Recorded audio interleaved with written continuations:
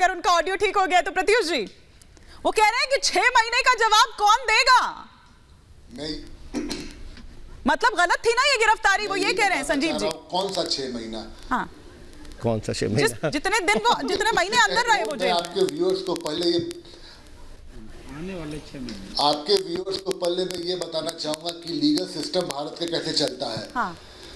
आपको ये समझना पड़ेगा कि भाई जब कोई अरेस्ट होता है तो उसका एविडेंस कलेक्ट होता है, फिर ट्रायल चलता है। इस केस में क्या हुआ, ऑनरेबल सुप्रीम कोर्ट को ईडी ने कहा कि अभी जरूरत नहीं है, दे दीजिए बेल। ये तो आप वही बोलिएगा कि संजय दत्त जेल गया, फिर बेल में आया, कई पिक्चर किया, बट एंड में क्या हुआ, सजा काट के आया। नवजोत सिंह सिद्धू का क्या हुआ था, पहले जेल गए, फिर बेल पे आए, फिर जब खत्म हुआ तो जेल गए।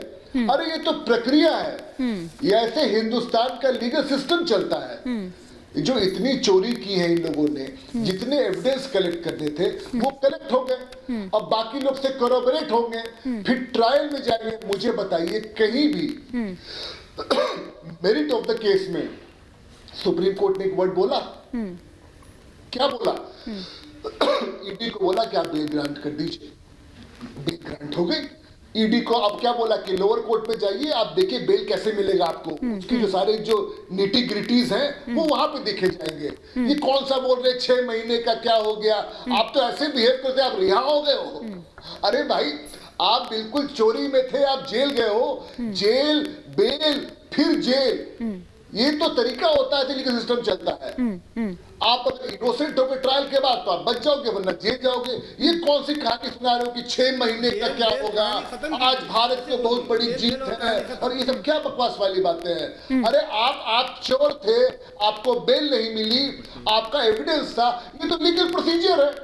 लीगल प्रोसीजर में जब ईडी को लगा कि भाई अभी कुछ नहीं था, उससे कोर्ट ने पूछा कि do you oppose the bail, ED बोला दे दीजिए, हमको तो जो कलेक्ट कर चुके हैं। वो कौन सा उसको सुप्रीम कोर्ट ने बोल दिया कि भाई आप चोर नहीं है, आप हिमानी, इन लोगों की पोल खुल गई है। ये भ्रष्टाचारियों से लड़ने वाले लोग नहीं है, ये भ्रष्टाचारियों को आत्मसात करने वाले लोग हैं। भ्रष्टाचार के नाम पर जिन लोगों के ऊपर ये उंगलियां रखते हैं उनको अपने खेमे में मिलाते हैं। बस यही है कि कलई उतर गई है। आने वाले दिनों में और देखेंगे कलई उतरेगा। इस इलेक्शन से पहले कलई उतर जानी है। ये लोग जो दावे करते हैं ना, आ रही हूँ सरिता जी, आ रही हूँ। ये लोग जो दावे करते हैं उन सारे दावों की कलई उतरती हुई दिखाई दे रही है। ये नीति एकमात्र यही है कि विपक्षी पार्टियों को तोड़ो, आप संजय सिंह चोर था कि नहीं था? एक तो बहुत डिस्टर्बेंस है प्रत्युष जी के ऑडियो में, बहुत ज्यादा डिस्टर्बेंस है। इस तरह से ऑडियो नहीं जा पाएगा, बहुत ज्यादा डिस्टर्बेंस है। लेकिन हाँ, सरिता जी कुछ यहाँ पर कहना चाह रही थी। सरिता जी आप अपनी बात कंप्लीट कर लीजिए, क्योंकि बार बार आपका फ्रेम आ रहा जा रहा है, बार बार आपका ऑडियो भी आ रहा जा रहा है। क्योंकि आप इस पर कंप्लीट करेंगे, फिर मैं सुनीता केजरीवाल जी और जो आज आतिशी सिंह और सौरभ भारद्वाज आरोप लगा रहे थे उन पर भी आऊंगी आगे। बिल्कुल, मुझे लगता है कि जो अभी हमारे भारतीय जनता पार्टी के प्रवक्ता कह रहे थे, कल तक ये बहुत परेशान थे जी कि बेल नहीं मिल रहा।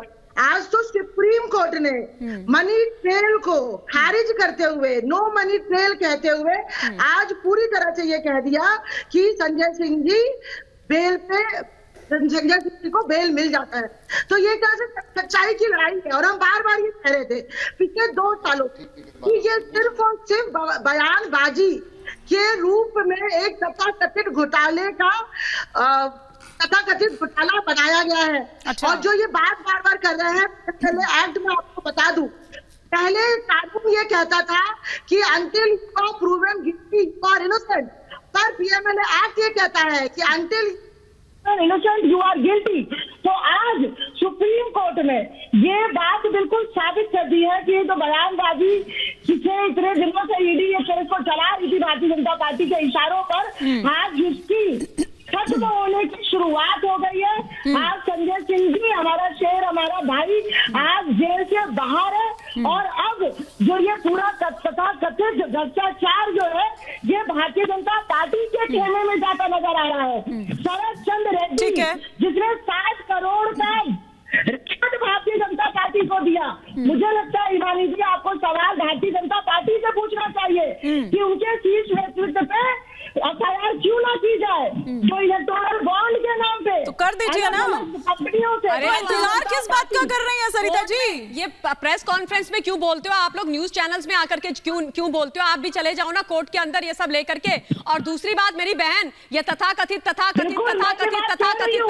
घोटाला जो आप लोग रट रहे हो, रट्टाफिकेशन लगा रखा है, ये आदरणीय सुप्रीम कोर्ट ने नहीं बोला।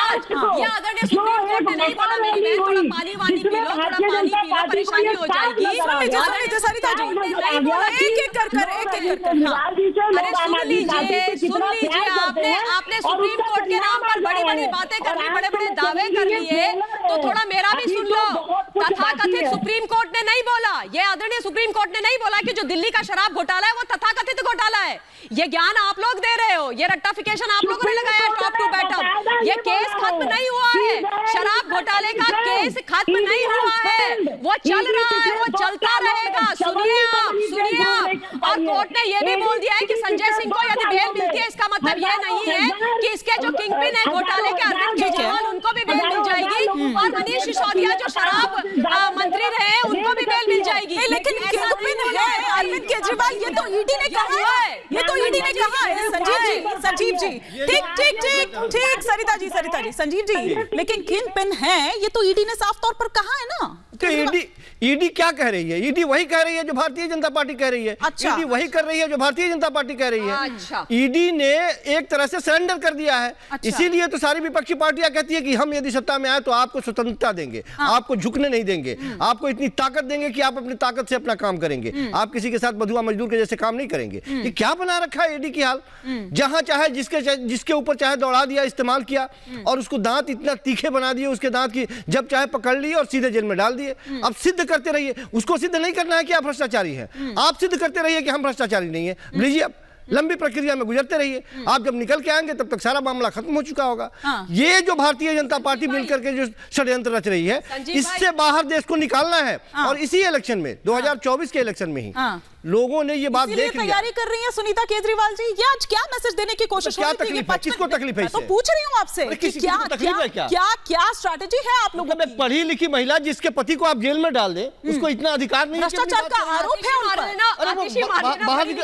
भ्रष्टाचार का बोल नहीं रही है क्या? अभी कुछ दिन तक पहले तक तो आप लोग मतलब पत्नी के पास सबसे मतलब आप ये चाहती है कि पत्नी जुबान पे ताला लगा ले? दिखा रही थी कि भाई आतिशी ममता जी आप चाहती हैं कि पत्नी जुबान पे ताला लगा ले, उसको बोलने का अधिकार नहीं है? मंत्रालय सबसे ज्यादा मंत्रालय दे दिया। अरे पढ़ी लिखी महिला है, वो अपने पति को डिफेंड कर रही है, इसमें शर्म की बात क्या है? बोल रहे हो कि आप ये नहीं चाहती हैं? केजरीवाल पढ़ी लिखी है। अरे यार आप भाई सॉरी, आप लोग अपना तो पहले ठीक कर लीजिए। मतलब नहीं बोलना चाहिए, थोड़ी ना होता। सुनीता केजरीवाल को नहीं बोलना चाहिए केवल इसलिए कि वो पत्नी है। आतिशी बेकार है, दूध में से मक्खी की तरह निकाल के फेंक दो। सुनीता केजरीवाल ज्यादा पढ़ी लिखी है इसलिए वो मुख्यमंत्री बनेंगी, वो मुख्यमंत्री की गद्दी पर बैठेंगी। इन शॉर्ट आप लोग ये कह रहे हो मेरे बड़े भाई